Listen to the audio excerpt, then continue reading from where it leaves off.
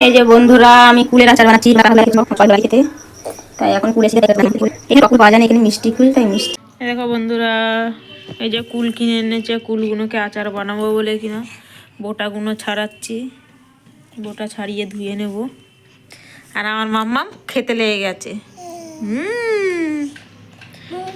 বন্ধুরা, আজকে আমি কিনা ফুলকপি ভাজা করছি। এখানে ভাত নামিয়ে নিয়েছি। এখানে আর করবো আমি পালং শাকের সবজি।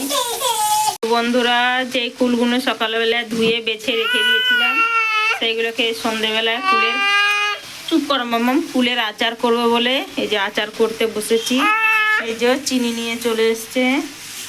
এই যে বন্ধুরা, তোমরা কিরকম করে আচার করো? এই যে আমি এরকম করে করি। আমার হয়ে গেলে তারপর আবার দেখাবো তোমাদেরকে। মাম্মামকে কোলে নিয়ে করছি তো।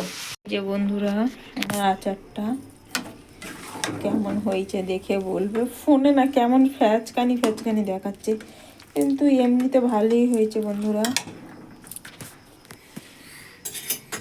রাতে কিনা একটু পকোড়া ভাজি, এদিকে মাম্মামের খাবার হচ্ছে।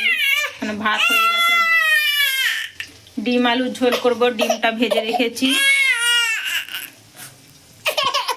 এই যে বন্ধুরা, আমার রান্না কমপ্লিট হয়ে গেছে। এই যে ডিমের ঝোল হয়ে গেছে, এখানে পকোড়া হয়ে গেছে, ভাত হয়ে গেছে। এবার বেসিনে এক গাদা বাসন পড়েছে, গ্যাস মুছতে হবে। চলো এসব আমি করে নিই। ওকে বাই বন্ধুরা, গুড নাইট। এই যে বন্ধুরা, আমরা লেবু খাচ্ছি। আর মাম্মাম লেবু খেতে খেতে ফেলে দিয়েছে, ঠান্ডা লেগেছে। মাম্মামের অনেকটাই শরীর খারাপ, কালকে ডাক্তার দেখাতে নিয়ে গেছিলাম।